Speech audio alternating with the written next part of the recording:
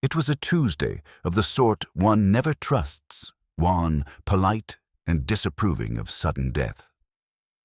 The skies above Hertfordshire hung in creased grey linen, while the lawns of Hale Minster House, immaculately trimmed, looked as if they'd been combed in anticipation of a visit from the county council, or worse, an amateur dramatics committee. Lord Peter Wimsey, 11th Duke of Denver, amateur sleuth and professional dabbler, was not expected. This, as any inspector of any decent mystery might tell you, was almost always the most suspicious thing of all. He arrived by motor car, a sleek, inappropriate Delage convertible whose red leather interior shouted continental immorality at the gravel drive.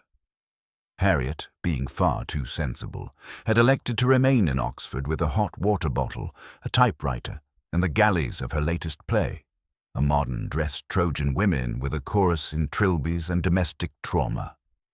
Wimsey, with nothing more urgent than an expired invitation to luncheon with Canon Frobisher, whose sermons were so long they had once reputedly been measured by barometer, found himself instead calling unannounced on the vicarage. The scene, on the whole, should have included a plate of seed cake and perhaps a timid woman in lace. It did not. Instead, Wimsey found a stiff-backed housemaid on the verge of dissolving into unlicensed tears, and a reverend in white shirt-sleeves, red-faced, and muttering something about a terrible inconvenience to the harvest festival. The corpse had been discovered in the drawing-room.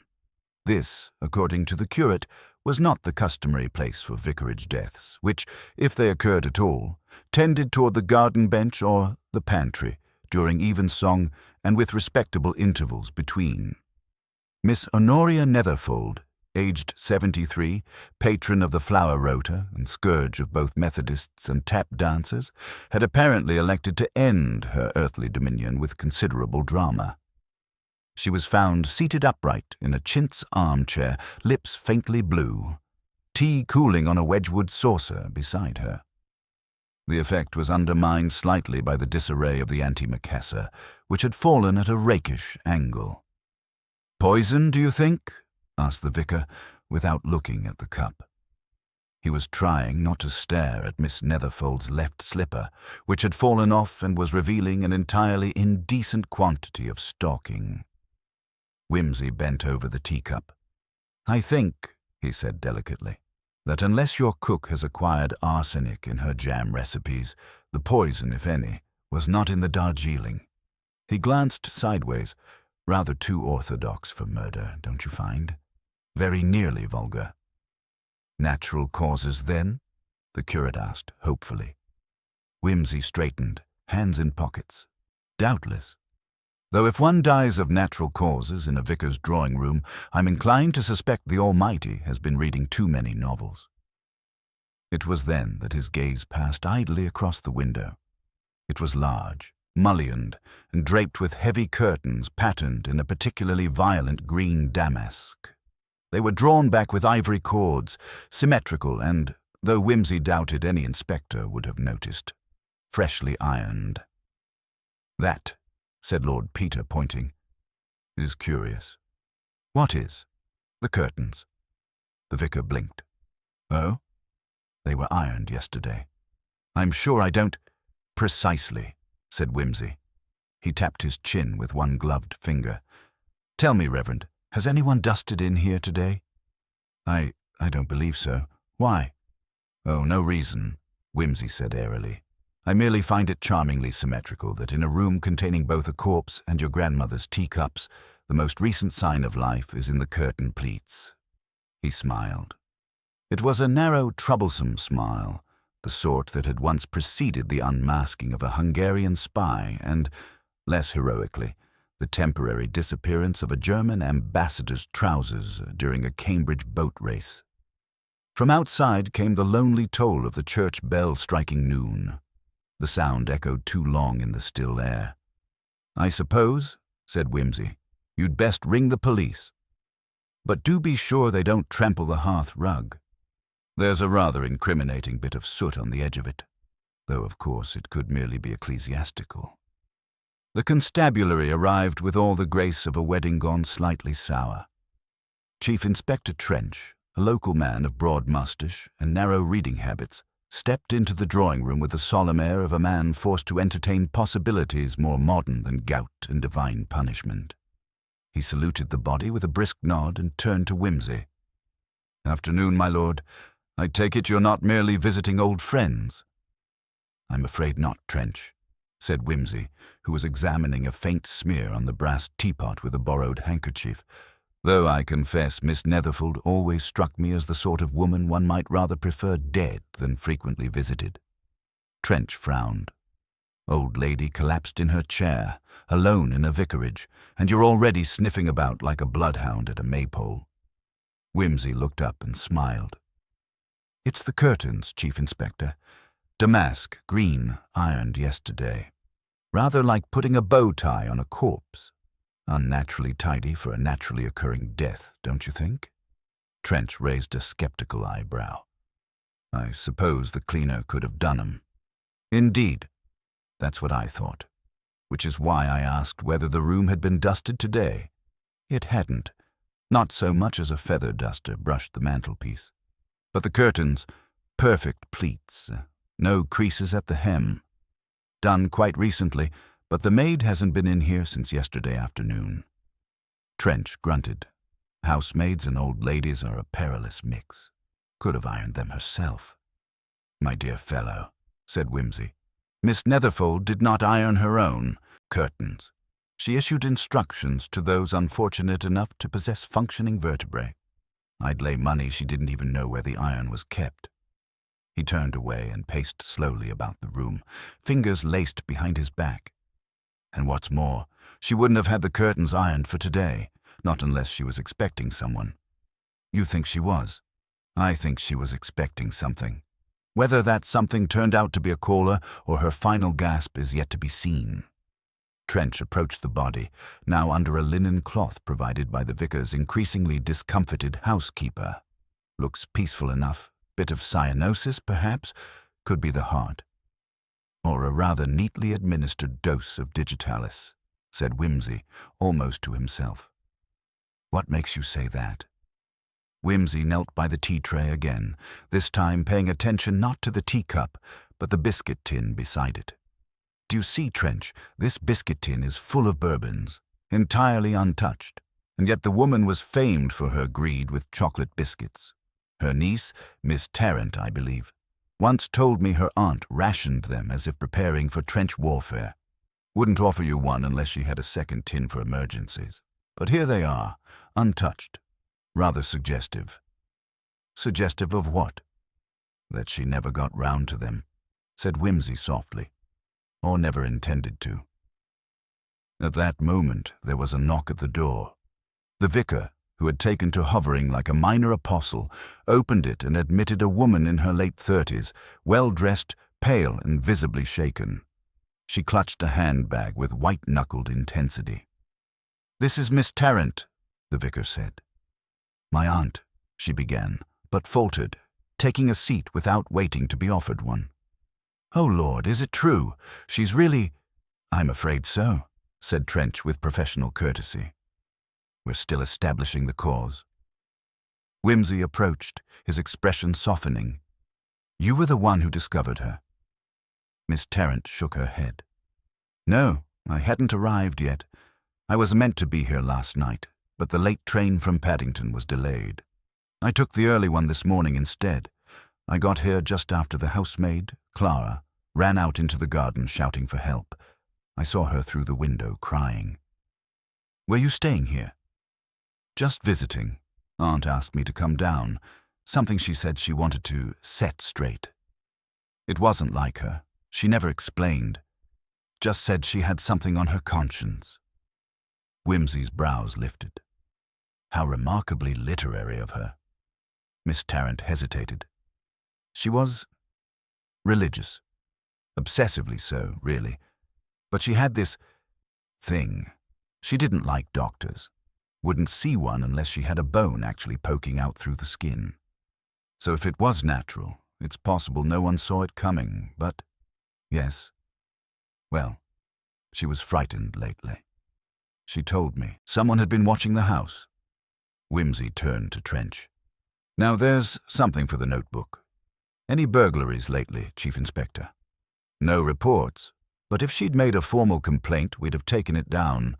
If it was only talk. She never said anything to me, said the vicar, folding his arms.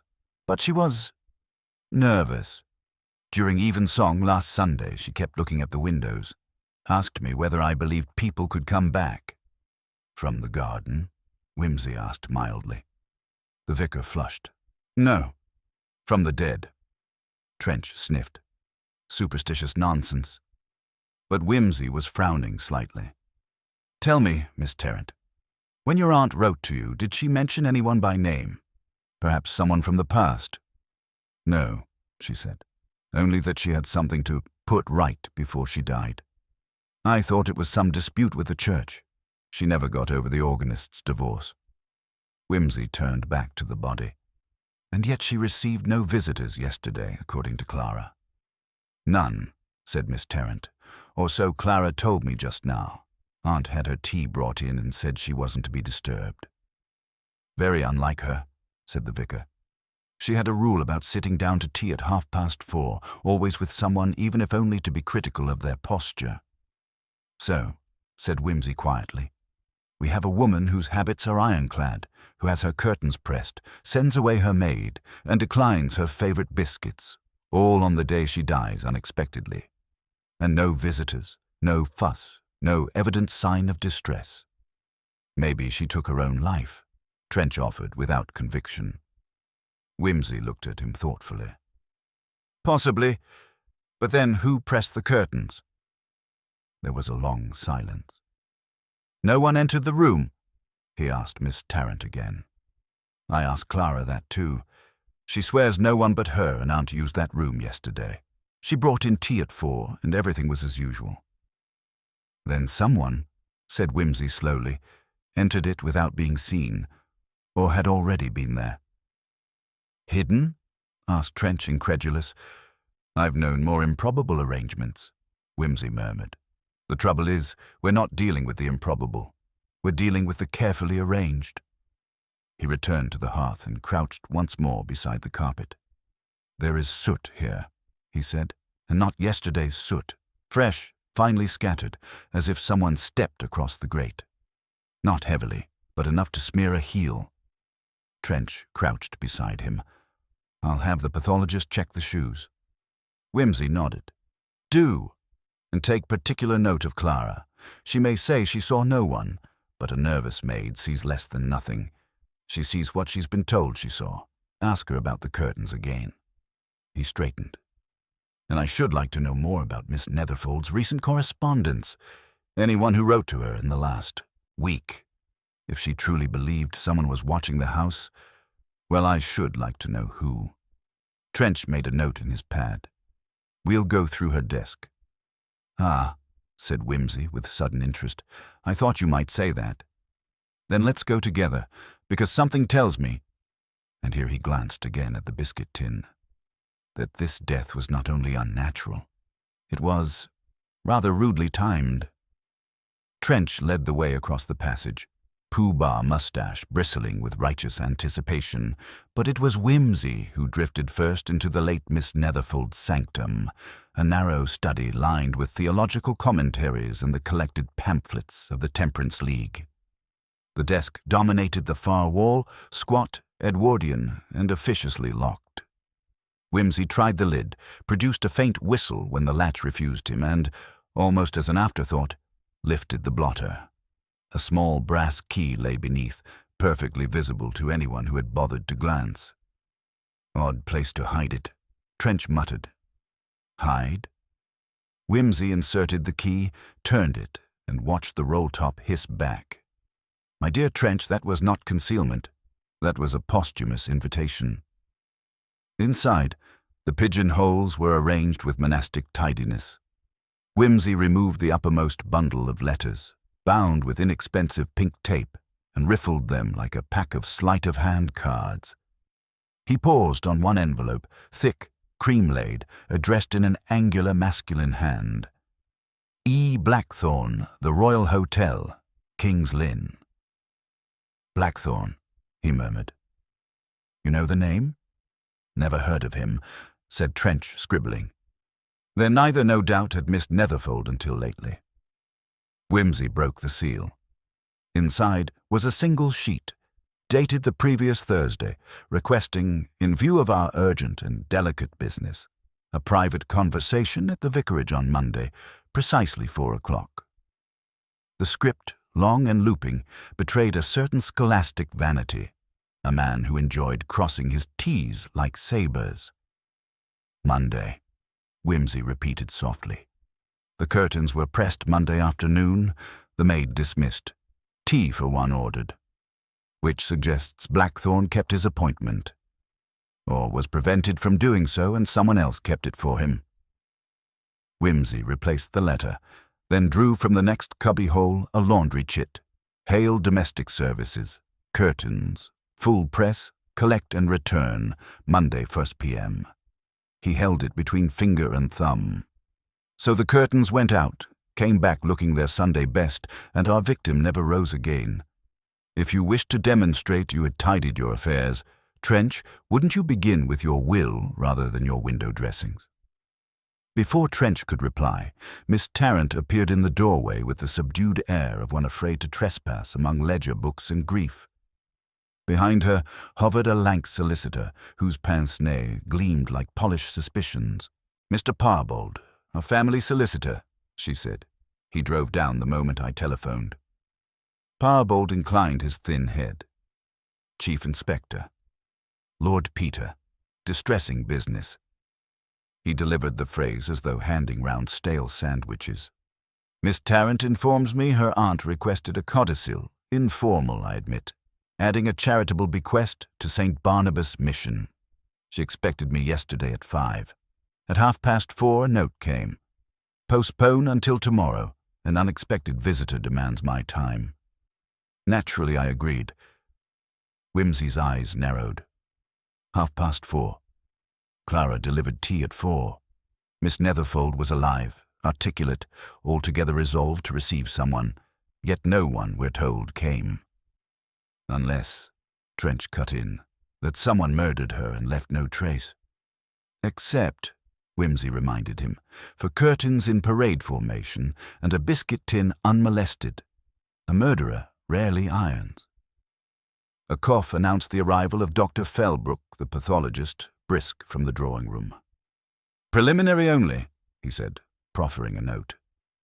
"Hyperamia of the lungs suggests digitalis poisoning. Levels look well above therapeutic. I'll confirm after full analysis." Trench whistled between teeth. "Digitalis. Prescription?" "None to be found in her medicine cupboard," Felbrook replied. "No heart complaint on record." "Then," said Trench, turning at once to Miss Tarrant, "we must ask who had access to such." "My aunt kept no modern drugs," she said, colour ebbing. "She relied on liniments and prayer." "Liniments, prayer, and, apparently, someone else's medicine." Whimsy waved a conciliatory hand. "Easy, Trench. Let's discover the chain of custody before fitting it round a lady's neck." He addressed Parbold. "Would the codicil have altered the principal heir?" "Not substantially," said the solicitor. "Miss Tarrant still received the estate. Only £2,000 diverted to St. Barnabas. So our villain risked the gallows for a mere tithe," Whimsy murmured. "Hardly commercial." A timid rap sounded. Clara, the housemaid, edged in, twisting her apron. "Begging pardon, my lord, but could you look at this?" She offered a handkerchief in which lay a tiny metal key, scorched and blackened. "Found it under the coal scuttle when I was fetching fresh." Whimsy accepted it carefully. Clock key. From the mantel. He strode back across the hall into the drawing-room, still faintly redolent of stale tea and ecclesiastical furniture polish. The gilt carriage clock on the over-mantel bore a small yawning hole where its window should have nested. He tried the key. Perfect fit. The clock's hands, however, now pointed to 3:25, though the kitchen gong, steady as a Swiss paymaster, had announced midday a half-hour earlier. "Discrepancy," he said. Someone rewound, then altered the hands.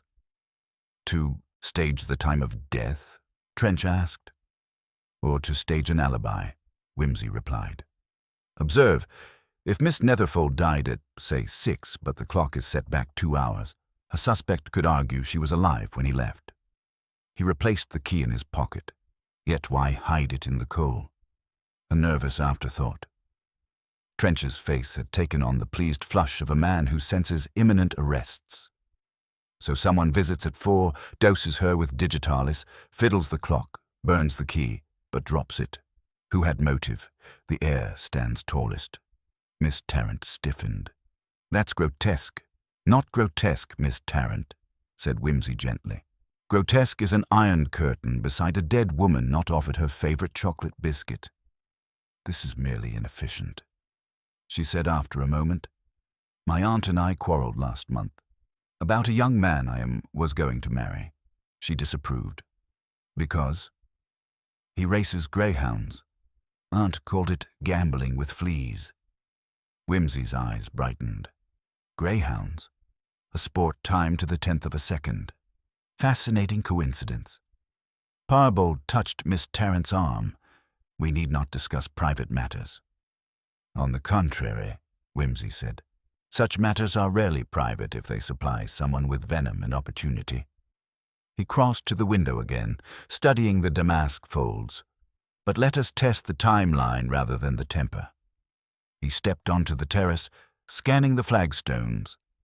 Rain had ceased at dawn, leaving a faint film of moisture. Near the flower bed he knelt, produced a small lens, and examined 2 impressions.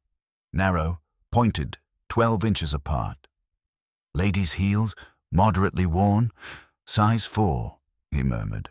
And here, a third print, but broader, rubber-soled, perhaps a man's walking boot. He followed the paired tracks past the yew hedge to a side gate that opened onto the lane towards Hale Holt, the minor railway stop a mile distant. Returning through the scullery, he found Clara scrubbing a pan under lukewarm water. Clara, he said conversationally. Your young man still drives for Hale Domestic Services? She squeaked. Tom, yes, my lord, Tuesdays and Fridays. Called yesterday, I collect, with the curtains? Her hand faltered. No, sir, he's been off since Thursday. Boiler trouble at the laundry. Indeed, said Whimsy. Then who returned the curtains? I don't know. I never saw. They was hanging by tea time, same as always. Miss brought them in herself, I suppose. Miss Netherfold humping 10 feet of damask unaided? Come, Clara. Tears welled. I just didn't notice, sir. That, said Whimsy kindly, may be the truest thing anyone has admitted all morning. When one is told to see nothing, one obliges. He patted her shoulder. Thank you. Outside, Trencher waited with a telegram just delivered from King's Lynn. Hotel porter confirms us. Blackthorn departed yesterday at noon. Destination unknown. Left no forwarding address. Whimsy fingered the edge. Neatly excised from the theatre, leaving only a play of shadows. Very well, let's chase his shadow.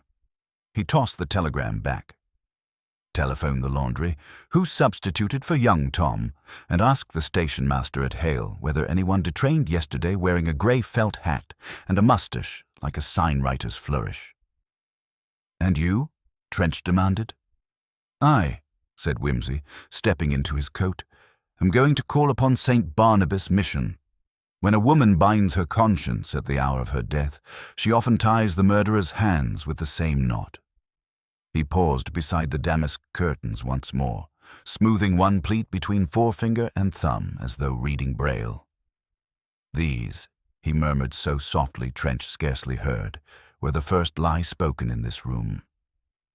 Then he strode out, the moist gravel protesting underfoot, leaving the house, the corpse, and an audience of baffled mourners to wonder where, exactly, a lie began and a death became inevitable.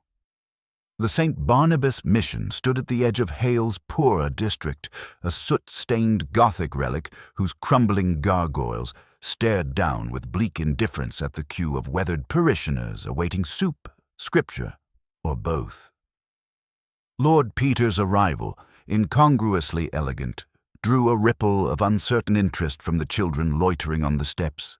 He tipped his hat to them and slipped inside, the scent of damp hymnals and musty overcoats clinging to the hallway like incense too long burned.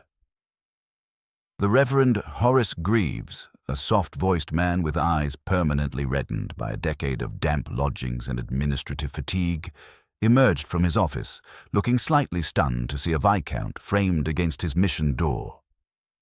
"Lord Peter Wimsey?" he asked, wiping his hands on his cassock. "We're not, expecting a donation drive, are we?" "Not unless it's to raise funds for the post-mortem of a benefactor," Wimsey replied gently. "Might we speak a moment?" The Reverend blinked. "Miss Netherfold?" "Quite so. You were acquainted?" "She wrote," he said, guiding Wimsey into the office, a room strewn with filing boxes and two mismatched chairs. "Sporadically. Sent small donations, always anonymous, always in crisp notes." He paused. "Lately, however, well, I believe she'd decided to formalize her support. She requested our most recent financial report 2 weeks ago, said she wished to ensure her bequest would be responsibly shepherded." Wimsey seated himself. So she'd settled her mind. Curious, isn't it? How a woman can anticipate the precise moment to tidy her accounts, prepare her soul, and then die in such untidy fashion. Greaves hesitated. "You believe she was murdered?" "I believe," said Wimsey, "she died unnaturally. Whether by her own hand or another's remains to be sorted into neat piles by cleverer men than I. Tell me, did she ever visit the mission in person?" "Once. 5 months ago, unannounced. She sat through a Thursday service, said nothing, left a £5 note in the collection plate. I recognized her only from photographs. It was peculiar. She stayed at the back the whole time, and afterwards I saw her staring at one of the children, the Mason boy, like she'd seen a ghost." "Mason?" Wimsey's gaze sharpened. "Do go on." "Douglas Mason, aged 10, father ran off, mother dead from consumption last year. Douglas's uncle took him in. Big rough man named Saul Pritchard, docks laborer. But she looked at that child like something had dropped through the floor of her memory. Would this Pritchard have any reason to resent Miss Netherfold?" Greaves frowned. Not unless a crusty spinster's guilt weighs heavily on his dinner plate. But there was one thing. She asked, quite insistently, whether the child's mother had attended St. Barnabas. And had she? Yes, briefly. Lillian Pritchard died shortly after her son was born. Wimsey stood slowly, a speculative gleam in his eye. "May I meet the boy?" Greaves hesitated. "He's shy, doesn't speak much, but he's at school. I could take you to see him this afternoon." "Do, but before that, tell me, have you ever heard the name Blackthorne in relation to the mission?" "No," said Greaves promptly. "It rings no bells at all." "That's rather what I feared," Wimsey murmured. "Very well. Let us fetch young Master Mason. There may be a memory locked in that child's face that Miss Netherfold failed to carry to her grave." The school stood 3 streets east, where the fog from the railway yard licked at the windows like a petulant sea.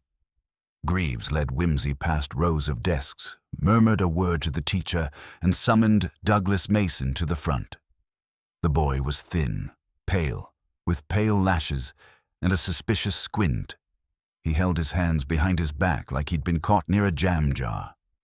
Wimsey crouched to the child's level. "You're Douglas?" A nod. "I'm Peter. I wanted to ask you about something you might remember. A lady who came to church a few months ago. Elderly, grey hair, black coat, carried a small handbag." Douglas shifted his feet. "She stared at you," Wimsey said gently. "And I think she recognized you, or perhaps someone you look like. Did she say anything?" A beat passed. Then quietly, the boy whispered, "She cried." Wimsey tilted his head. "She cried?" Douglas nodded. "After church, in the alley, I followed her. She sat on the steps. I said, "Are you all right?" And she said, "You've got your mother's eyes." Then she gave me a sweet and told me not to tell no one. "Did you?" Whimsy asked. Another nod. "I told Uncle Saul. He said it was probably a mad lady." "Did your mother ever mention her?" "The lady?" "No," said Douglas, "but Mum used to work up near the church before I was born. Cleaning." Whimsy straightened, patted the boy's shoulder, and turned to Greaves. "I must ask you to look into your parish records. Check whether Lillian Pritchard was in service for the Netherfold household or anyone in their circle."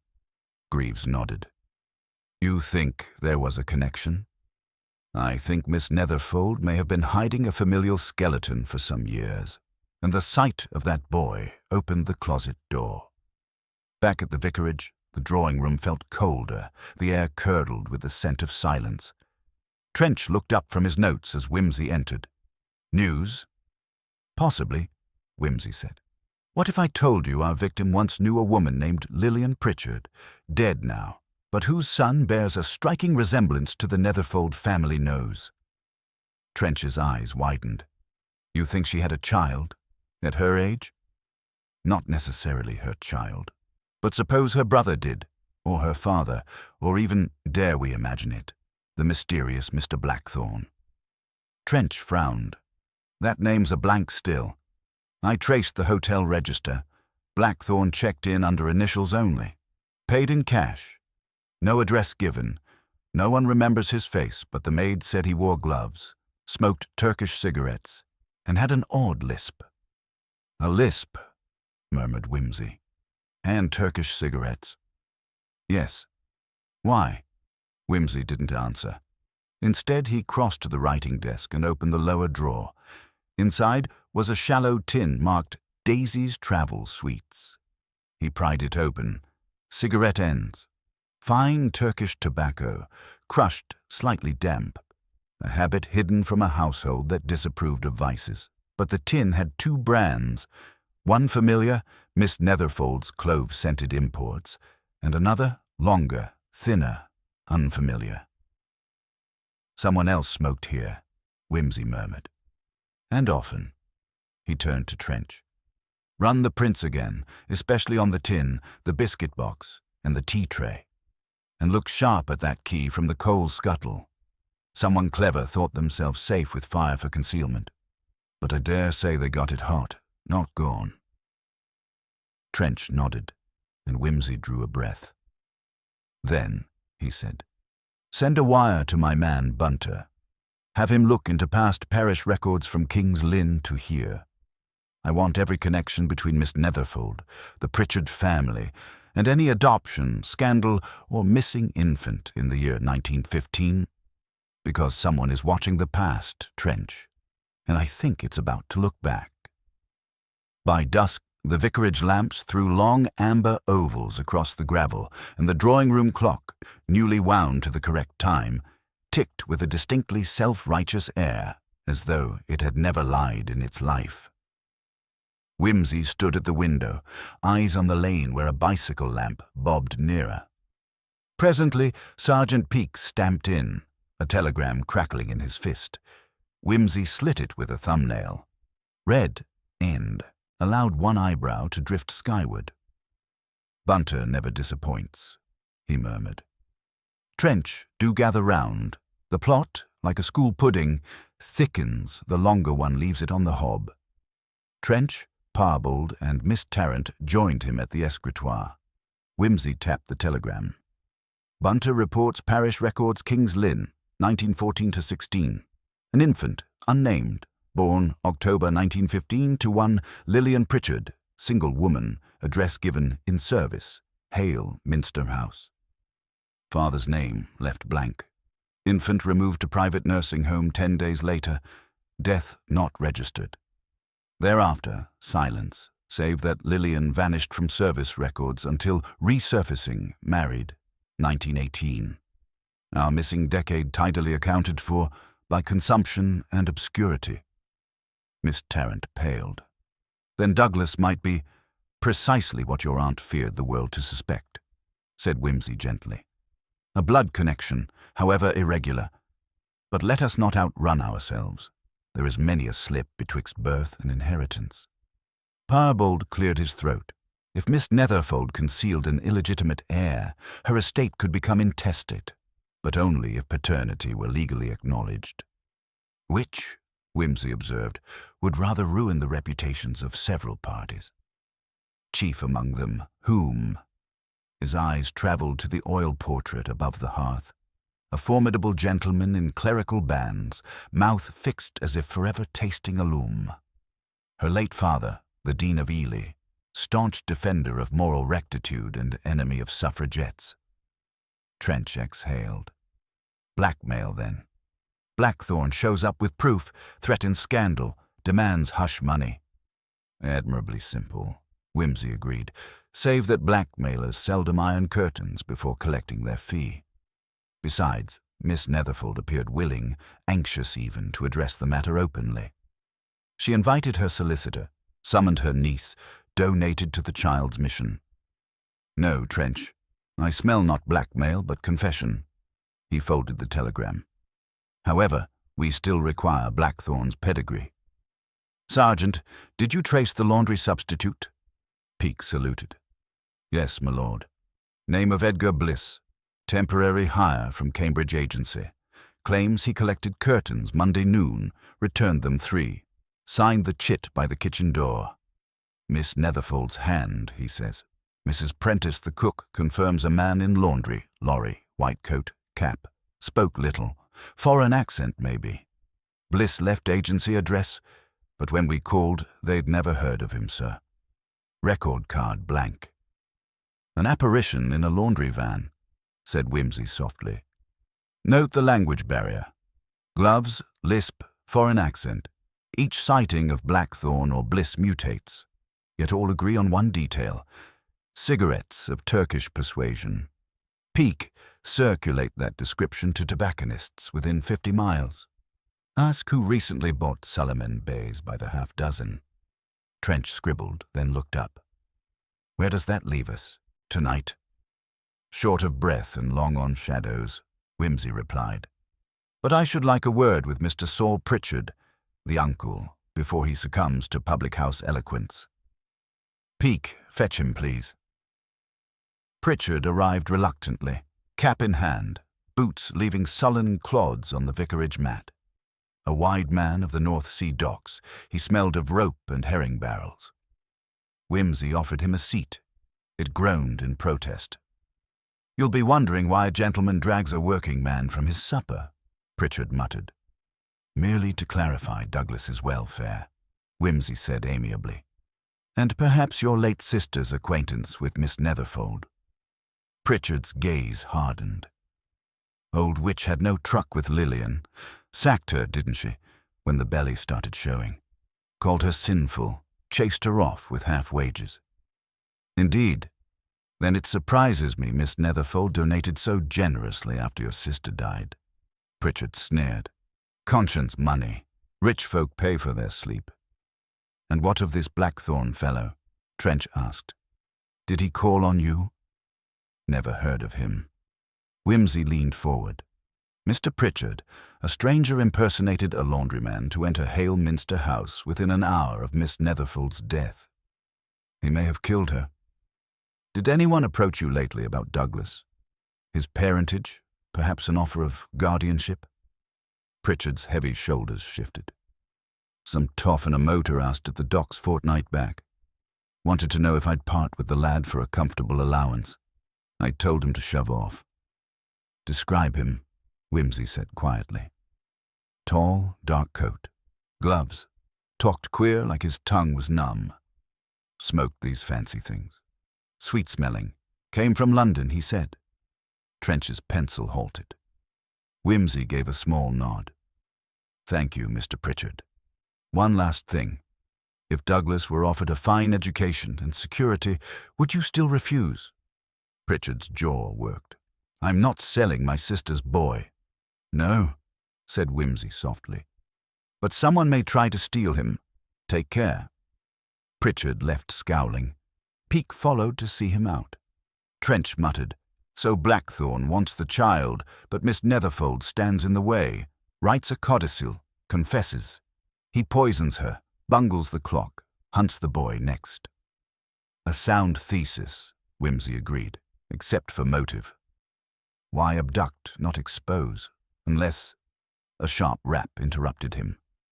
Clara slipped in, eyes red. "My lord, you asked about the biscuit tin. I remembered. Miss brought it down from her bedroom Monday morning. Said she'd share them with a visitor. But later I saw the tin was still sealed." Wimsey's attention fixed. "Her bedroom, Clara. Did she keep other private things there? Correspondence, perhaps?" "Top drawer of her dressing table." Clara sniffed. "Locked, though. Key on her chatelaine." Wimsey and Trench exchanged glances. Within minutes they were in the austere upstairs chamber. The key yielded the drawer. Inside lay a small Morocco-bound diary and a velvet-lined photograph case. Wimsey opened the diary at the final entry. Monday, 4th October. "Have summoned Beatrice and Mr. Parbold. Tonight I face Edmund B. If he proves at last that father's sin lives, I must set matters right. God forgive the long silence. Will trust in divine mercy, and, if need be, tell Peter my burden." Wimsey's mouth tightened. Edmund B. Blackthorne, or B for blackmailer, and tell Peter, surely not myself. More likely Canon Peter Netherfold, her cousin died years ago. Still, she prepared a confession. He unclasped the photograph case. A faded sepia of a young naval lieutenant beside a woman unmistakably Lillian Pritchard, her figure softened by pregnancy, his arm protective round her. On the back, faint pencil, E. Blackthorne, HMS Meriones, 1915. Trench exhaled. Not an alias, his real name. A sailor presumed lost in the war, perhaps. Returns years later, finds his child living in poverty, mother dead, rich grandmother living in virtue. He demands recognition. She fears scandal. Poison ensues. "Almost perfect," Wimsey murmured. "Yet one hitch.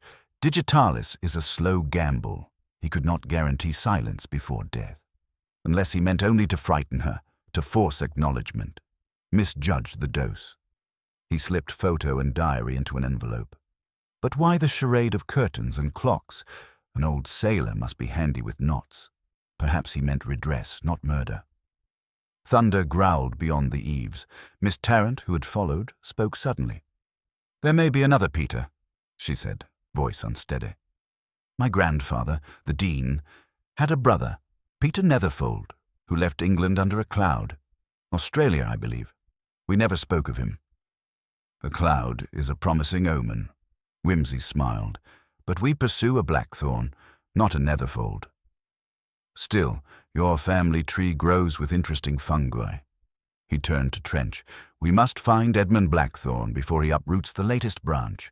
Station notices, ports, boarding houses. He may attempt to seize the boy tonight."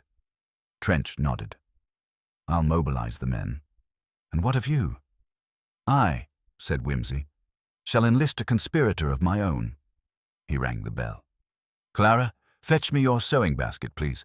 We've a curtain to unpick."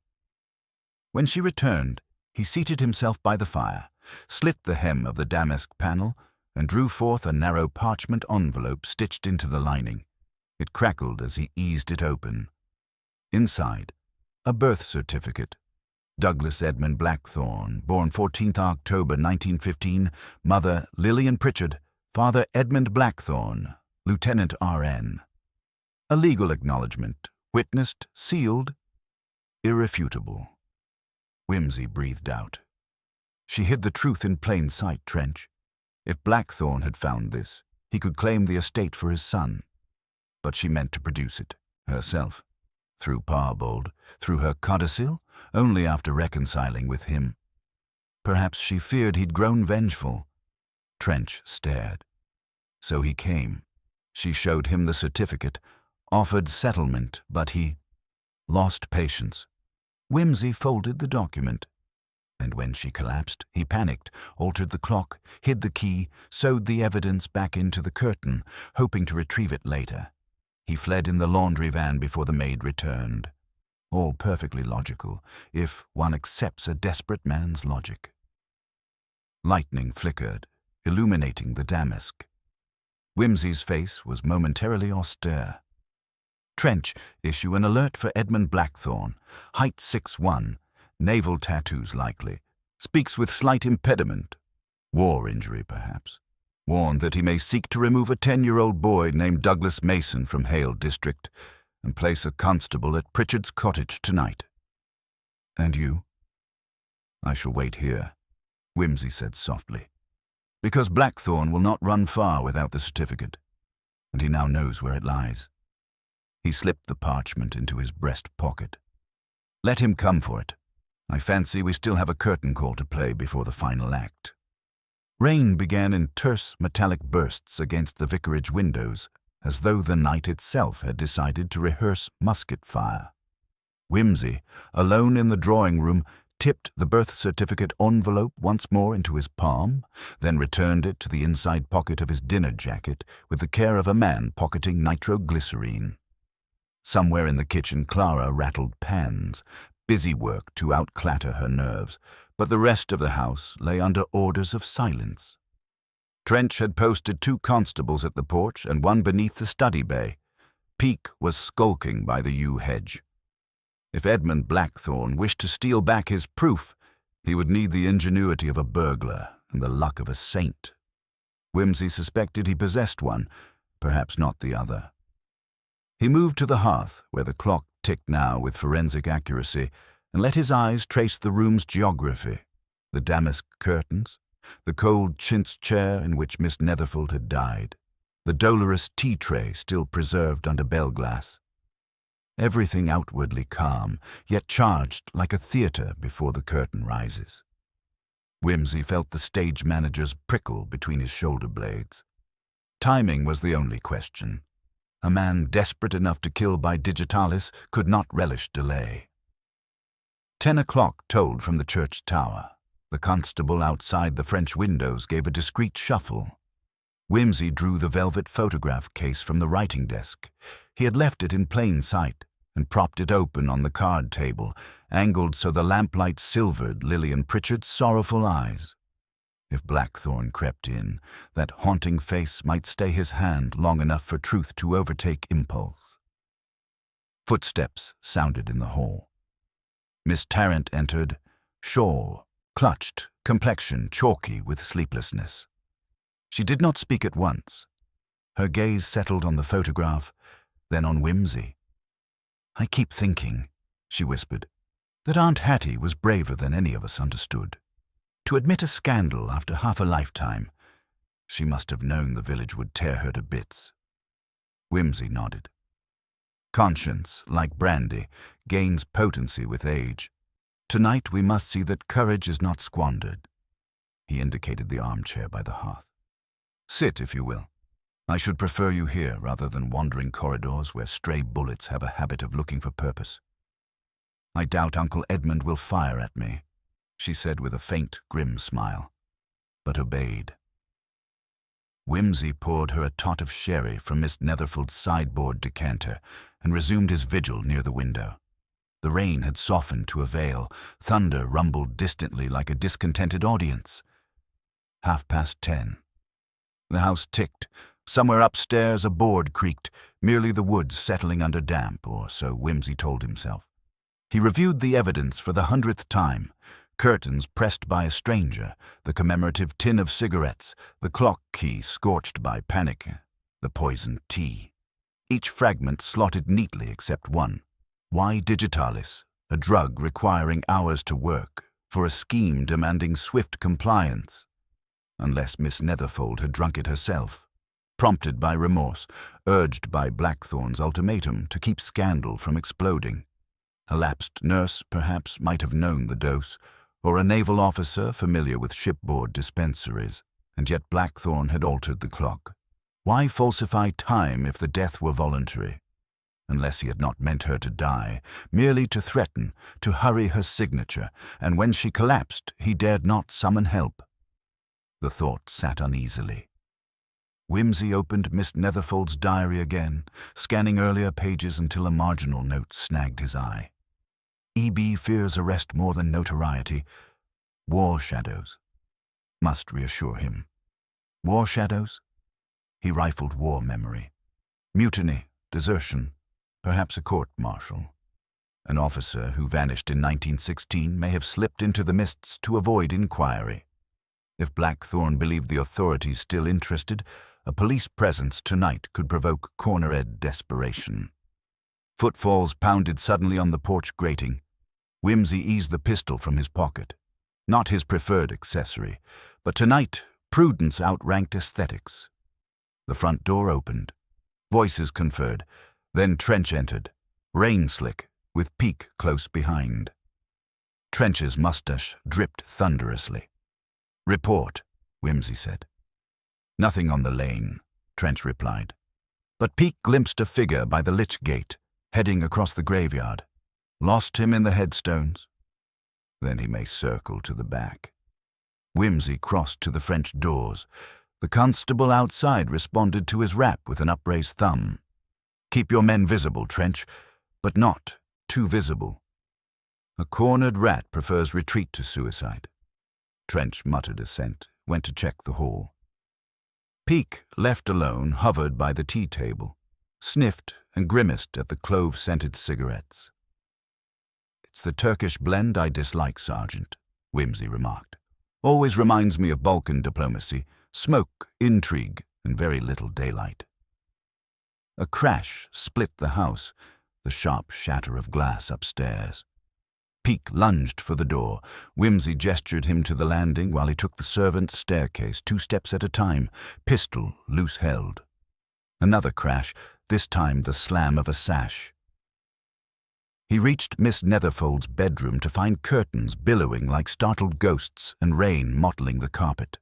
A rope ladder dangled outside the casement, one rung swaying. Peake burst in from the corridor, saw the ladder, and vanished out the window in pursuit.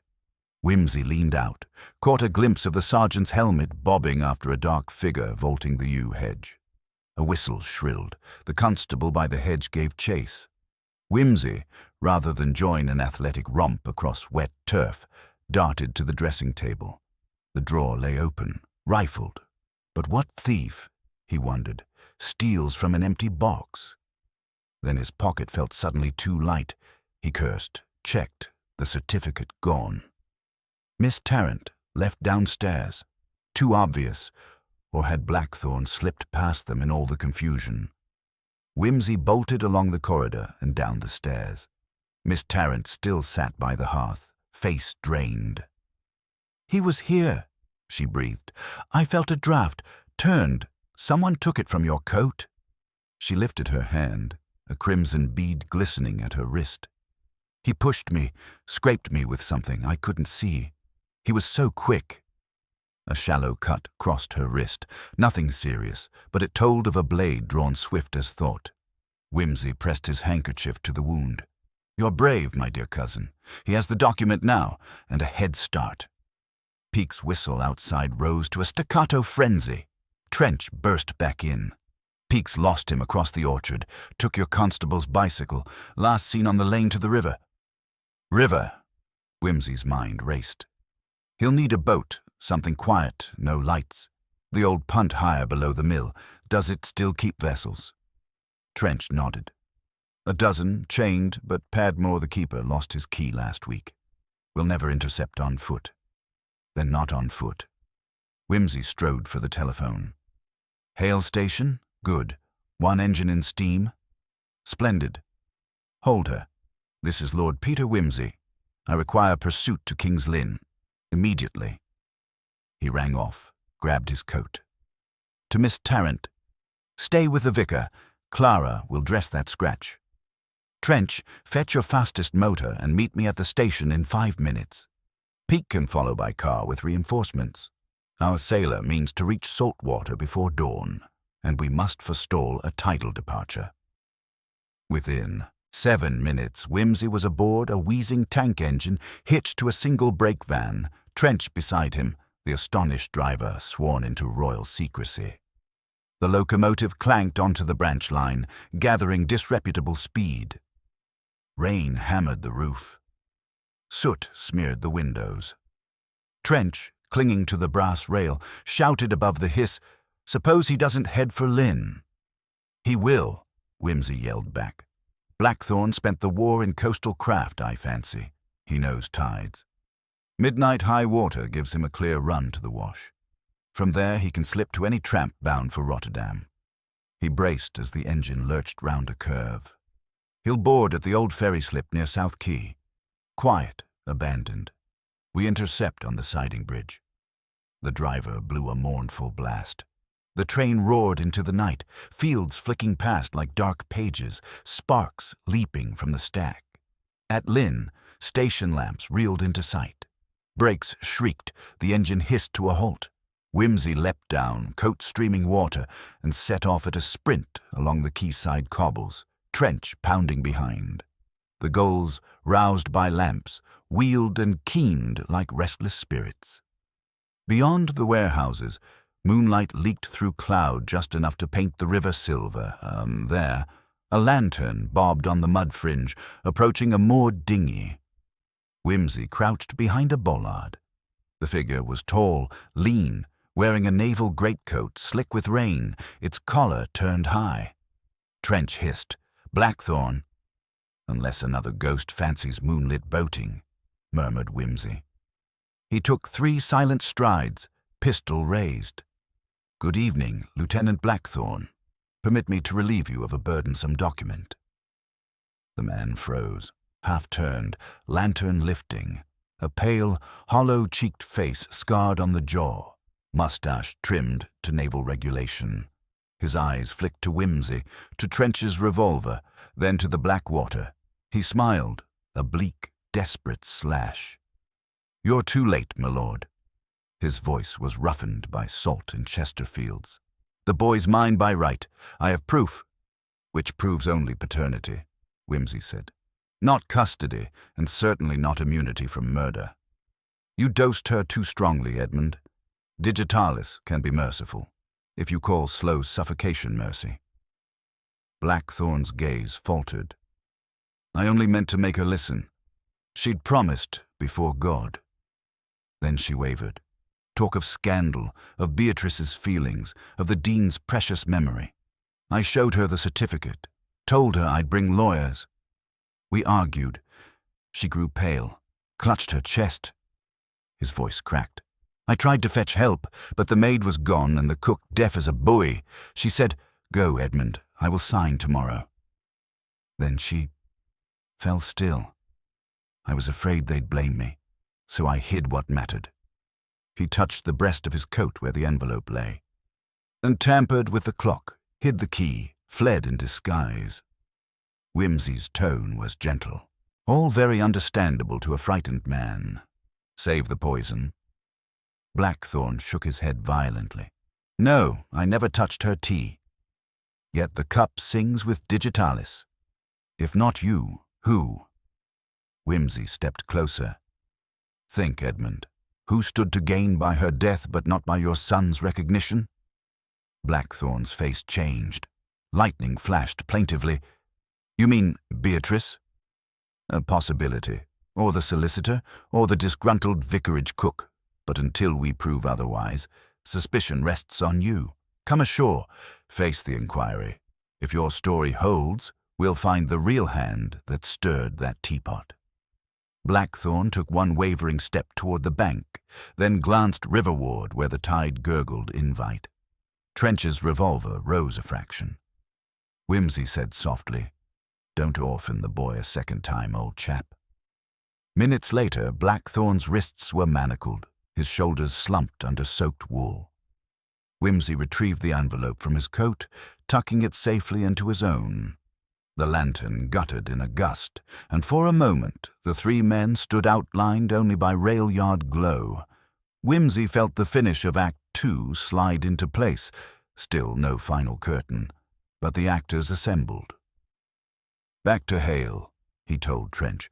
"Our murderer remains at large, and I suspect they believe themselves already safe." He looked out across the tidal water where rain hazed the horizon. May Providence reward honesty and punish poison, but before Providence clocks in, we have a timetable of our own to keep. The sky was beginning to pale with that sallow hue peculiar to English dawns, a light more suggestive of the lamps having forgotten to turn off than of any celestial enthusiasm for a new day. Whimsy, returning to Hale in the back seat of the police motor with Trench dozing beside him like a well-used bear in uniform, stared grimly at the envelope now locked in his pocket. It had not grown any lighter in weight. The little boy, James, as he was named on the certificate, had no idea that half a dozen adults had gambled their souls over the fact of his existence. The police had taken Blackthorne into custody at Hale's narrow station platform just as the milk train wheezed in, unintentionally providing an ironic pastoral flourish. Whimsy had insisted the man be given tea and dry clothes. Guilt was not yet proof, and besides, Whimsy disliked trials where the accused shivered from exposure rather than fear. Now, as the vicarage loomed once more into view, its windows still shrouded in lamplight and the front path glistening from the night's exertions, Whimsy stirred Trench awake and gave instructions in his lightest, most ironic tone, though the iron beneath was beginning to gleam. See that no one leaves until I've had a quiet word with our domestic phalanx. Oh, and if Miss Beatrice appears excessively composed, you might offer her a cup of tea, unpoisoned if possible. I have a theory that might enjoy a saucer or two of scandal to go with it. Inside, the house still bore the hush of prolonged tension. Clara was bustling about in a pinched, over-polite way peculiar to servants who suspect they're about to be questioned above their pay grade.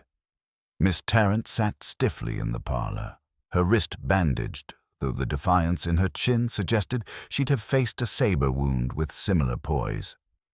There was a second visitor last night, Whimsy announced lightly as he shrugged off his coat. Someone who came not for legacy nor love, but for leverage, and unlike our late-running sailor, they moved unseen. Miss Tarrant blinked. You mean someone else entered the house? Precisely. Through the kitchen, I believe. One must admire the tact. It's very nearly the only entrance in England where one may pass a murder in progress without stepping in it. He accepted the tea Clara offered, sipped it appreciatively, then said in a musing tone, Let's take inventory, shall we? Miss Netherfold was alive at 8:30. Cook confirms she served tea and brought it herself. At 10, she was found dead. Between those times, the clock was meddled with, the birth certificate vanished and reappeared, and Edmund Blackthorne both entered and exited the premises. But it wasn't he who brewed the tea. Miss Tarrant's eyes narrowed. Then who? That's the interesting part. Let's review motive. Edmund Blackthorne had something to gain, his son's claim to inheritance. But he was also reluctant. The fear of exposure clearly rattled him. He wanted her signature, not her death. The moment she collapsed, he ran. But who would want her dead? She murmured. Ah, Whimsy said softly. Who indeed? Who feared that the unveiling of James would upend the neat arrangements of legacy? Who knew that Edmund's return would tear a hole in the family tapestry? Miss Tarrant straightened suddenly. You think Beatrice? No, don't look at me as if I'd accused her of infanticide.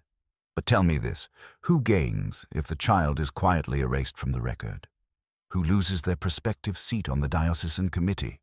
Who might find the family's entire charitable reputation unseated by whispers of illegitimacy, forgery, and wartime indiscretion?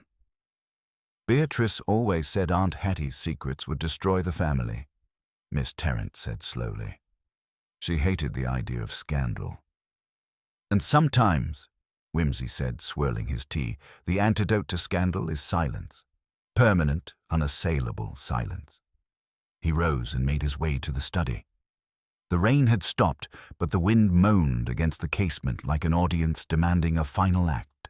The photograph still sat on the desk, its velvet open, Lillian Pritchard's eyes large and eerily patient. Beside it, the teacup rested, cleaned, replaced, but still carrying the ghost of its last contents. Whimsy turned as Beatrice Netherfold entered, faultlessly composed in a navy skirt and blouse buttoned to the throat. "I understand you retrieved the document," she said, not quite looking at him. "Indeed, and I shall see to it that the proper authorities are advised, with consideration for the boy's future and Blackthorn's intentions." Her nostrils flared. "You believe his intentions were honorable?" Whimsy offered a half-smile. "I believe they were not entirely criminal, which by comparison passes for virtue these days. I suppose now there will be court proceedings. The will might be contested. That depends on the contents. Curiously, the most recent codicil has gone missing. Would you happen to know anything of it?" She turned a shade paler. Aunt Hattie often spoke of changing her bequests. She was fond of gestures, less so of follow-through. If she destroyed the codicil, well, the original will favors me, of course. "Of course," Whimsy said. "But wills are curious things, aren't they? Much like tea, best when not tampered with." He studied her. "Tell me, Miss Netherfold, where were you last night between 8 and 10? "I dined with Canon Elbridge in the village," she said evenly. "He'll confirm it. I returned just after 10. "Why?" "Curious detail. Your umbrella was dry, and the canon reports your arrival at 10:30. She stiffened. "You see," Whimsy said softly, "someone entered through the kitchen at a little past 9. The milk jug was moved and the fire damped, a trick your cook doesn't bother with, being a practical woman. The person left muddy prints on the back step, narrow, ladylike, and faintly lavender-scented, and the kitchen window was unlatched. You think I think someone knew Miss Netherfold took milk in her tea," Whimsy said, "and someone had access to the medicine cabinet, the same someone who once trained as a VAD and learned about tinctures. Digitalis is precise. You can frighten a heart into stillness with half a drop too much." She sat down, carefully, her hands perfectly still in her lap. "I suppose you'll arrest me?" "No," Whimsy said, "but Trench may. I imagine he's just outside the door. You see, Miss Netherfold died before signing the new will. Without it, you inherit, and with Edmund disgraced, the boy's claim is weak." Beatrice tilted her head. "You're cleverer than you look, Lord Peter." "Not a difficult bar," he said. "But I'm not here to be clever. I'm here to make sense of things before the law gets hungry." She stood again, calmly. "You'll want a confession?" "No," he said gently. "I already have what I need. The police will find the teapot residue enough to confirm poisoning. The motive lies in plain arithmetic. As for remorse, well, that's not my department." She glanced at the photo. "She was weak all her life. It made me angry." "Sometimes," Whimsy said, "people disappoint us by not being villains enough. It leaves us no excuse." Beatrice walked to the door, then paused. "You'll see the boy gets the trust?" "I will." She nodded, opened the door, and walked into the arms of Sergeant Trench with a grace one might have mistaken for dignity. Whimsy, left alone, poured himself another cup of tea. The rain had stopped, and somewhere in the garden a blackbird had begun to sing with absurd optimism. He sipped, winced, it was oversteeped, and muttered to the photo on the desk, "You might have made it easier, you know. But then, when has anyone in this family ever done that?" The house, relieved of Beatrice's crisp composure, settled into a hush quite different from its earlier tension. Less taut, almost weary, like a stage after the lead actress has taken her bows, but the curtain stubbornly refuses to fall. Whimsy replenished the fire, spread his damp coat across a chair, and considered the radiant dawn beyond the windows. A pale wash turning the lawns into inscrutable pallor. There ought, he reflected, to have been triumph in the capture of culprit and certificate alike. Yet the taste in his mouth was not victory, but chalk. Something had gone off pitch, like an orchestra, a fraction behind its conductor. He fetched his pocket watch. 6:25. Trench would be finishing the charge sheet, Beatrice's expression presumably unchanged from the moment she offered her wrists. Yet the image of her shoes, sensible Cuban heels, dry as a curate's sermon, shifted again in his mind. If she had crossed the yard in secret, why no mud? And what of the faint scratch on Miss Tarrant's wrist, a blade too swift and low for ladylike hesitancy? Beatrice carried a pearl-handled pocket-knife for cutting string. Its blade, Whimsy recalled, curved. The wound, by contrast, had been straight. He took the teacup in hand once more, sniffing. The ghosts of clove and something sharper lingered, but so faint now they could be imagination. He set the cup down, stepped into the hall, and called for Clara. She came at once, clutching her apron. "Tell me again about last night," he said, "precisely when you left the scullery." She folded her hands. "I finished clearing at 7:30. Miss Beatrice sent me up to mend a torn curtain in her room. You know, the white muslin. I was there till 9, sir, sewing." "Muslin?" Whimsy repeated. "You ironed the seam after sewing?" "Yes, my lord. The iron was on the landing. I pressed the hem." Miss Beatrice said it must look perfect for the harvest visitors. "And who knocked at the front door during that time?" "No one, sir. I'd have heard. The bell echoes up the stair." Whimsy thanked her, dismissed her, then stared at the carpet where her shoes had paused. Small, muddy flecks. He crouched and noted the faint lavender sheen caught in the fibers. Bluebell water, perhaps, used for ironing fragrance. Lavender on the back step prints had spoken to him, but had it truly been from a lady's perfume? Or the starch solution Clara employed? He closed his eyes, ran the sequence again. Clara sewing upstairs with iron on. Beatrice dining in the village, cook dozing by her stove. Miss Netherfold alone in the drawing-room, curtains perfect. Into that quiet came Edmund Blackthorne through the French window. They argued, and then a possibility, sly and unpleasant, crept in. Clara on the landing, iron glowing. Her sweetheart Tom replaced at the laundry by a stranger. Clara perhaps meeting that stranger in the yard to hand over freshly ironed curtains.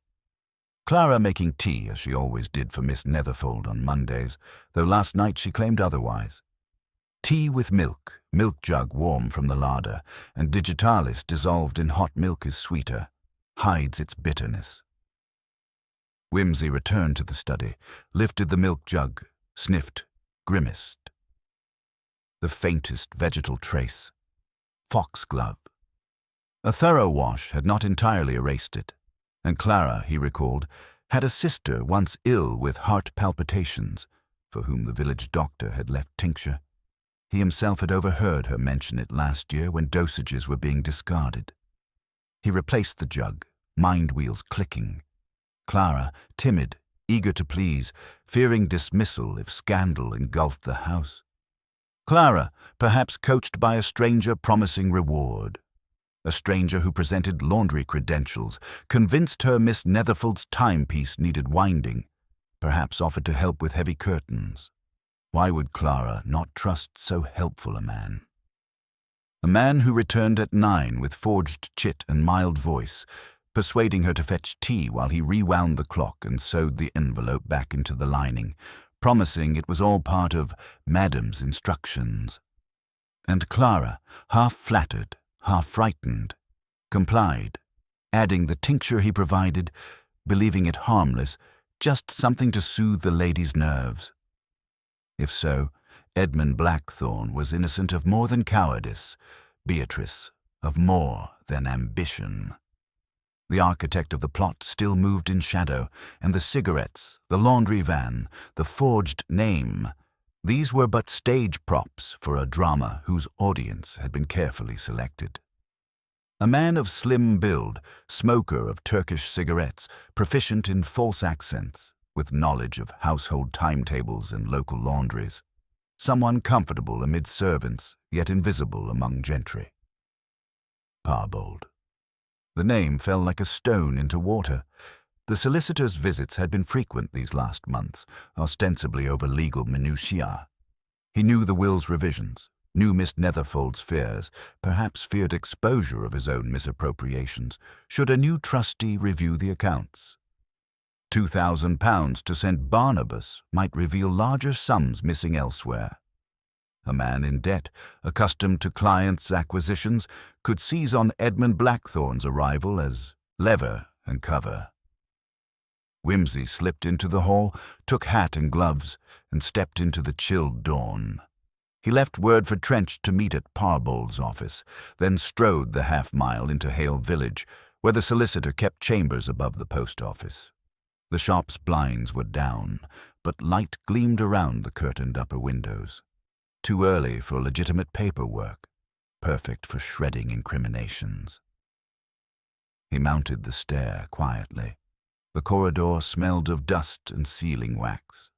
A waist-high safe stood open in Parbold's inner office, papers strewn across a desk, and there, back-bent, sleeves rolled, was Parbold, feeding document after document into a small brazier. The glow reddened his spectacles like demon's eyes. "Busy morning, Mr. Parbold," Whimsy said conversationally. Parbold spun, a fistful of parchments fluttering like startled pigeons. "Lord Peter, early riser, I see. Or late sleeper." Whimsy advanced, noting the pallor, the trembling hands. "Tidying house?" "Burnings are so final." Parbold forced a smile. "Old deeds. Clients forgetful." "Yet that," Whimsy said, pointing to a paper half consumed, "bears Miss Netherfield's signature." He plucked it free with tongs. "An earlier draft of her codicil, perhaps, and those bank ledgers." The figures shown, leaking ink, described withdrawals, cleverly disguised as mission donations, only the amounts did not match any receipt from St. Barnabas. Parbold's voice dropped. "I cannot allow you to take those." "My dear Parbold, I scarcely need them. The residue in your brazier will keep any chemist busy for days, but more to the point, Turkish tobacco." Whimsy lifted a half-burned cigarette end from an ashtray. Solomon Bays. Expensive habit for a country solicitor. Parbold breathed heavily. "You think I, what? Crept into that house, poisoned a client, framed another? I think you hired a man, Bliss, or played the part yourself. Laundry coat, van borrowed under false license. Visit to fetch curtains and conveniently return them. I think you persuaded a housemaid to add tincture to milk. She believed it a sedative. You entered later, rewound the clock, hid the certificate, dripped soot, fled, then forged a hasty note delaying your own appointment so suspicion would not fall on you. All to prevent a new codicil exposing discrepancies you could not repay." Parbold's shoulders slumped. "She was going to ruin me," he whispered. "All those sanctimonious gifts. She wanted every farthing accounted for. I juggled accounts. I meant to repay. It was only a bridge. But then she found the gap. The war made markets wild. He broke off, chest heaving. "You saw leverage in Blackthorne," Whimsy continued, "an heir nobody wanted, a scandal to distract from mere embezzlement. If Hattie died, Beatrice would hush everything to save face. The boy's claim could be contested, and you'd negotiate trust matters. Afresh, time to mend your books." Parbold raised his eyes, suddenly calm. "Then arrest me. But no court will believe you on a housemaid's word. They'll believe chemists on digitalis and bank auditors on missing thousands." Whimsy pocketed the half-burned ledgers. "Besides, housemaids are reliable when guilt becomes unbearable. Clara will tell everything once she realizes she was your unwitting weapon." Footsteps rattled on the stair, Trench and 2 constables. Whimsy stepped aside, watching as Parbold sagged into the chair, head in hands. Back at the vicarage an hour later, Whimsy found Clara in the pantry, eyes red from weeping, cook soothing her with a mug of chocolate. He knelt, spoke gently. She sobbed out the story of the kind laundryman who'd given her heart drops for Miss Netherfold. He promised her leniency, saw her carried to bed, then went in search of Miss Tarrant. She sat by the window in the drawing-room, reading the diary again, sunlight now warming the damask into jade fire. She didn't die afraid, Whimsy told her softly. She died thinking she was writing the past. Miss Tarrant looked up. Beatrice? Innocent of murder, guilty of pride. The real poison lay in another bottle. He explained briefly Parbold's confession. She listened without interrupting, and when he finished, she closed the diary. So Edmund was made scapegoat, Beatrice a red herring, Clara the instrument. Yes, a tidy ledger, if one is counting sins. And the boy? He'll have his father in time and a trust uncontaminated by theft. Whimsy smiled wryly. Hale Minster House may gossip for years, but gossip is a dull weapon once truth is published. She rose, crossed to the window, breathed deeply. Thank you, Lord Peter. He waved a hand. All in a day's dabbling, though I'll admit, ironing curtains may haunt my nightmares. Outside, the blackbird sang again, louder, as though cymbals were in order. Whimsy, hearing the constables leading Parbold away, sighed, then reached for his hat. I believe, he said, that London offers less complicated tea. And Harriet will want this tale, suitably edited for the stage. He inclined his head toward the portrait over the hearth. Farewell, Miss Netherfold. I trust heaven has more forgiving clocks. And with that, he stepped into the morning, where the first truly honest sunlight of the week lay upon the world like a benediction finally deserved. As Lord Peter Whimsy descended the gentle slope toward the village green, the morning unfolded around him with a civility that felt almost ironic.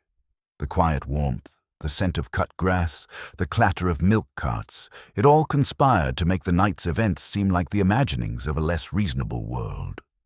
But the letter in his coat pocket, the scorched ledgers tucked beneath his arm, and the image of Clara's pale, devastated face kept him grounded in the far, less comfortable truth. He paused near the lich gate, lighting a Turkish cigarette with absent-minded distaste. Parbold's brand, which he'd pocketed unconsciously from the solicitor's tray. The scent, acrid and oddly sweet, felt out of place beneath the hawthorn. Still, it helped him think. Parbold's confession had been as tangled as one might expect from a man accustomed to using grammar as a form of camouflage. There was still the matter of the missing codicil's original, a document referenced in Hattie Netherfold's diary but apparently never found. If Parbold had destroyed it, the deed was now irrevocable. But Whimsy had the peculiar feeling that something remained unaccounted for. Parbold was greedy and careless, yes, but not inventive. Someone had helped shape the misdirection, someone who understood the delicate machinery of social destruction, the kind that needed no gunpowder. He walked on. At the station, the milk train had long since departed, and the platform lay empty, but for a porter leaning on a broom and a tall man in a worn naval coat watching the tracks as though they might return his past.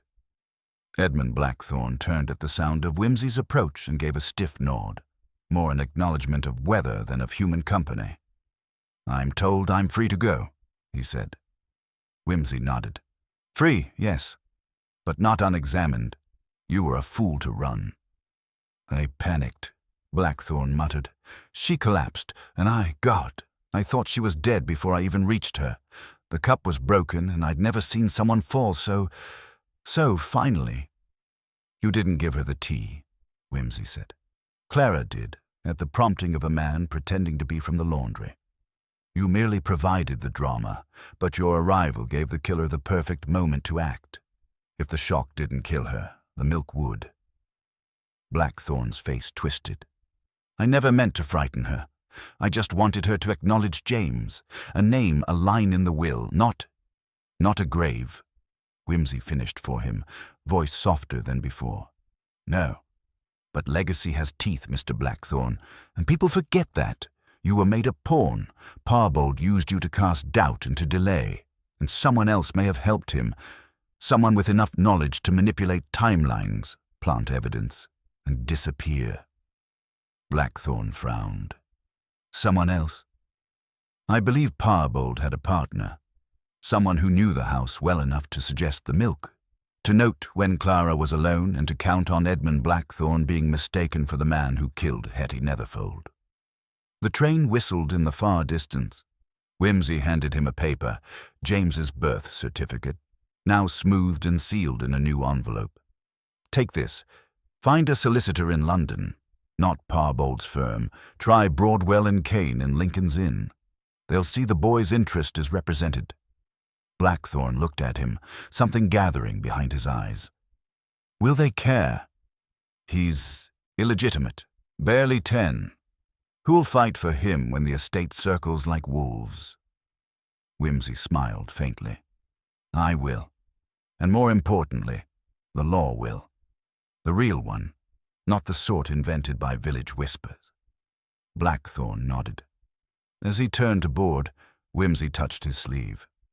You're not off the board yet, you know. Whoever helped Parbold may still believe you're a useful scapegoat. Keep your head down and your son close. With the train gone and the platform empty, Wimsey took the long way back to the vicarage, walking slowly through the churchyard. Stone angels peered from crooked headstones like disapproving relatives. He remembered Miss Netherfold's expression in the photograph, uneasy but determined, a woman long out of step with the world she'd helped shape. She had known the weight of silence and perhaps hoped too late to amend it.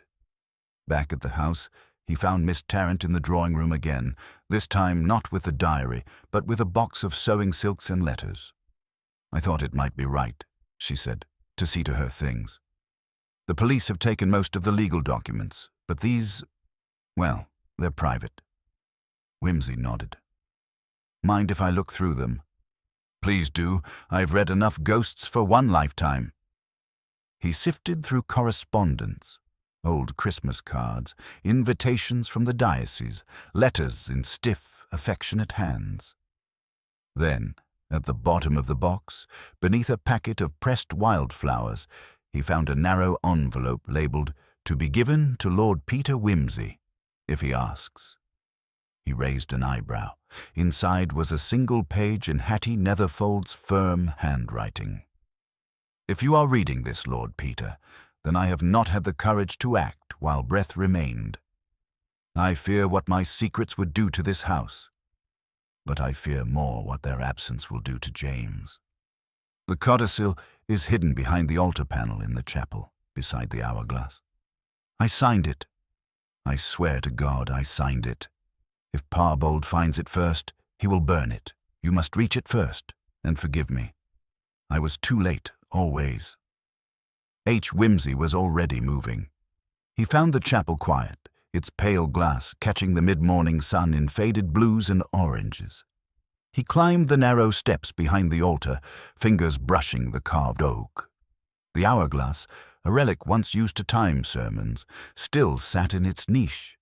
Behind it, a faint line in the paneling gave way under pressure. The document was there, folded thrice, sealed with the Netherfold crest. The ink was faded, but the signature, Henrietta L. Netherfold, was clear. He read the bequests, a full third of the estate to James, to be held in trust until his majority, another third to the diocesan schools, the final portion to be divided among staff, Clara included. He replaced the panel, folded the codicil, and breathed. Returning to the drawing-room, he handed the envelope to Miss Tarrant. You were right. She did mean to fix it. She just needed more time than she had. Miss Tarrant turned the document in her hands. You'll file it? Yes. And with this, James's position will be secure.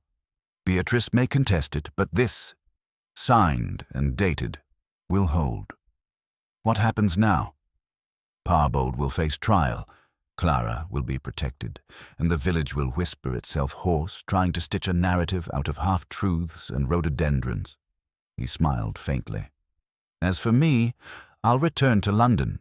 There's a manuscript on Etruscan lock mechanisms awaiting correction, and Harriet grows nervous when I'm near too many dark staircases. She laughed, genuinely this time. As Whimsy stepped out into the sun once more, the house behind him exhaled as if freed from something long held and deeply buried.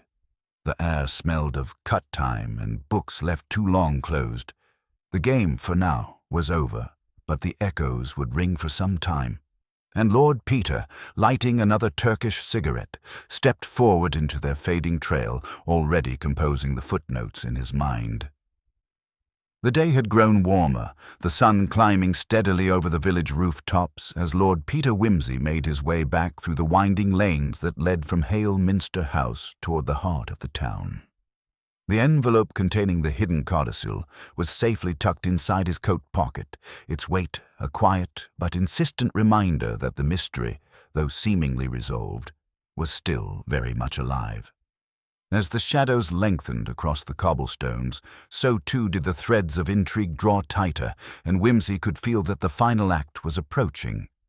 He paused at the post office to dispatch a telegram to London, urgent, terse, and the familiar clack of the telegraph keys seemed to echo the rapid beat of his own thoughts. Harriet Vane would want every detail, and the legal minds in Lincoln's Inn would want far more. But before he could fully lean into the future, there remained unfinished business here in Hale. Parbold's arrest had created a ripple in the surface, but beneath lay the undercurrents that still needed unraveling. At the vicarage, Wimsey found Miss Tarrant waiting by the garden gate, the soft breeze lifting strands of her dark hair. She greeted him with a look that combined relief and apprehension. "I've spoken with Clara," she said quietly. "She's ready to tell all, now that the truth has surfaced. But there's something else, something she didn't mention before." Wimsey's curiosity sharpened. "What is it?" Miss Tarrant glanced down the lane where the ivy clung thick against ancient stone walls. The stranger, the man who gave Clara the tincture, he wasn't acting alone. There was another presence in the house that night. Someone who moved silently, watched carefully, and disappeared before anyone noticed. The statement hung between them like a shadow that refused to lift. Wimsey nodded slowly. An accomplice. That would explain the subtlety of the operation, the perfectly timed visit, the manipulation of household routines. Together they retraced the timeline. Clara sewing upstairs with the iron, the forged laundry visits, the clandestine tea, Edmund Blackthorne's desperate return, and then the sudden collapse of Miss Netherfold. Whoever else had been in the house knew its every creak and whisper. They must have planted the soot by the hearth, rewound the clock, and ensured the certificate was hidden. Wimsey's mind turned over the possibilities, searching for a footprint in the dust. "Do we know who this other might be?" Wimsey asked. Miss Tarrant shook her head. Only that it could not have been Beatrice or the servants. Too many eyes and ears were fixed elsewhere. The only person who had both motive and opportunity was someone the family scarcely noticed. Wimsey's gaze narrowed. Someone in the household, or someone passing as such. "Yes," she replied. "Someone with the skill to imitate, to deceive, not just in voice, but in manner, perhaps even in identity." The pieces clicked into place with a quiet finality. Parbold's scheming had provided motive and means, but this shadowy figure had provided the mask and the timing. A silent partner, orchestrating the scene while the others played their parts unwittingly. Wimsey resolved to speak once more with Clara, to coax the hidden truths from her lips. In the dim light of the pantry, Clara's hands trembled as she recounted a brief glimpse she had caught on the night of the murder. A figure in dark clothes, moving with practiced stealth, someone who did not speak, but whose eyes burned with intent. The laundryman was no more than a front. This other was the true architect. Piecing together these fragments, Wimsey's thoughts turned to a name whispered among the village: James Calvert, the local handyman, and an outsider to the Netherfold household. Known for his skill with locks and secrets, he had been seen near the estate on numerous occasions, often uninvited, but never questioned. Could he have been the silent hand that guided Parbold's plan to completion? Without hesitation, Wimsey set out toward the cluster of cottages where Calvert was said to live. The narrow street twisted like a ribbon between hedges, the scent of wood smoke thick in the air. At the last cottage, a faint light flickered behind curtained windows. Wimsey knocked briskly, announcing himself. The door opened to reveal a tall man with a gaunt face and restless eyes, his hands roughened by labor. "Can I help you, my lord?" he asked, wary but composed. "I seek information, Mr. Calvert," Wimsey said calmly, "about last night and the Netherfold household." Calvert's gaze sharpened. "I know little that's proper to say, sir. I keep to my work and my own affairs." "Yet you were near the house during the evening in question," Wimsey observed, "and you are known for your skill with locks and unobserved entry."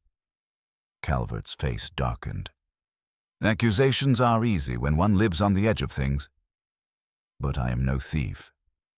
Wimsey stepped closer, voice dropping. "No, but you are a man who understands shadows, and a man who could assist a desperate solicitor with a desperate plan. You could move unseen, manipulate the household, and remain invisible." For a heartbeat, Calvert's mask faltered. His hands clenched at his sides, eyes flickering with something unreadable. "What do you want from me?" "Truth," Wimsey said. "Who truly poisoned Miss Netherfold? Why was the will hidden? And who else was in that house last night?" Calvert hesitated, then motioned Wimsey inside. The cottage was sparse but neat, walls adorned with old tools and faded photographs. Over a shared cup of tea, Calvert's story unfolded in reluctant fragments, an offer from Parbold to help cover his tracks, instructions to poison the tea with digitalis, orders to disrupt the household clock to confuse the timeline, and threats that ensured silence. But there was more. An unnamed figure who had pressed the real power, someone who had walked free while others paid the price. "I was but a cog," Calvert confessed. "The solicitor's debts and pride were driving forces, but he had counsel, someone above us both, who feared exposure and would kill to protect secrets." Wimsey listened, the threads tightening. If Parbold was the financier and Calvert the muscle, who was the puppeteer? The person with access, influence, and the ruthlessness to orchestrate murder without leaving a trace. As the sun dipped low, casting long shadows across the village, Wimsey left Calvert's cottage with more questions than answers. Yet in that uncertainty lay a promise that the final revelation was near, poised to upend all that had come before. Returning to the Netherfold estate, Wimsey felt the weight of history pressing in. The house, with its carved oak and faded grandeur, seemed to pulse with secrets still unspoken.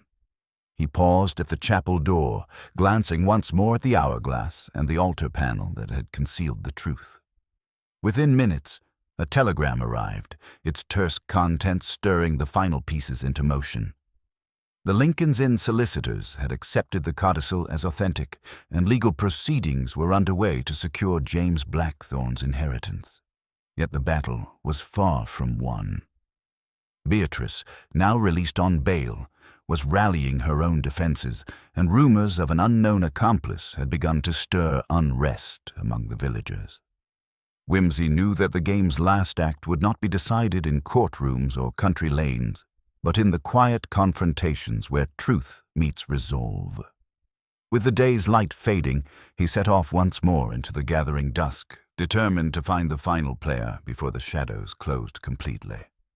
The village lay shrouded in a slow evening mist as Lord Peter Wimsey returned once more to Hale Minster House. The day's revelations had narrowed the circle of suspicion to a faint, almost imperceptible outline, like the thin thread of smoke curling from a forgotten hearth. He felt the familiar thrill of a trap set with invisible wires, waiting only for the right moment to snap taut. Inside the drawing-room, the assembled parties included Miss Tarrant, Clara, the local constable, and, somewhat surprisingly, Beatrice Netherfold, her presence more calculated than conciliatory. She had insisted on being present, asserting her innocence with a calm that concealed something sharper. Wimsey's gaze flicked over her as he began to speak, the tone arch but grave. "Ladies and gentlemen, we have pursued shadows and half-truths to this moment. Yet, as always, the truth rests not in what we hope to see, but in what we cannot afford to overlook." He drew the letter from Miss Netherfold and the codicil, placing them deliberately on the table. The estate's rightful heir, young James Blackthorne, is protected by this document, hidden with quiet care and nearly destroyed by greed. But the poison which felled Miss Netherfold and the tangled deceptions around the household point beyond the grasp of mere avarice. A pause. Then, with that slight curl of the lips that signaled a well-set trap, Wimsey continued. The person who orchestrated this did so not only to secure the fortune, but to bury a past that would unravel their carefully maintained facade. Parbold, as we have seen, was merely the solicitor, desperate and reckless. James Calvert, though complicit, was the hired hand, effective but expendable. The true architect walked among you. His eyes rested on Beatrice, who met his gaze with the flicker of a flame extinguished only to flare again. "It was you, madam. You who had the means, motive, and opportunity to carry out such a precise and cold-hearted plan." Beatrice's composure fractured just so. "Preposterous! You have no proof." "On the contrary," Wimsey said, rising and beginning to pace with a theatrical grace. "Let us consider the evidence.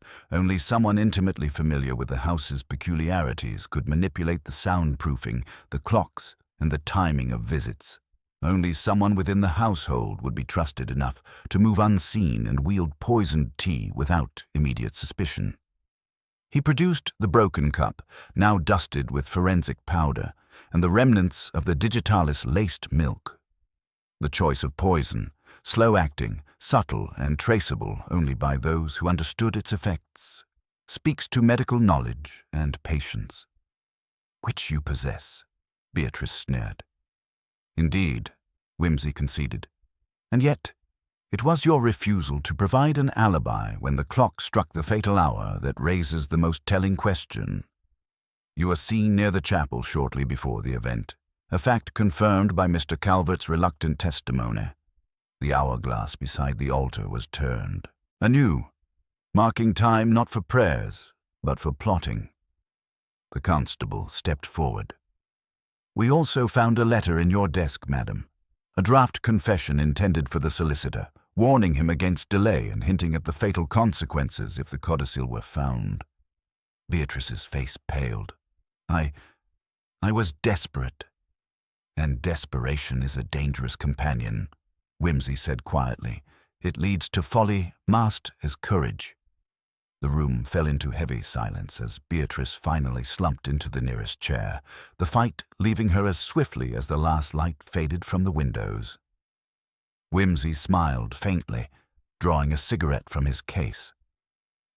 "Justice is not always swift, nor always neat, but it has a particular way of unveiling the truth, one carefully measured step at a time." As the constable took Beatrice into custody, Wimsey turned to Clara and Miss Tarrant. "The house will breathe easier now. Miss Netherfold's intentions honored, the boy's inheritance safe, and the shadows that haunted these halls dispelled." Clara's eyes shone with gratitude.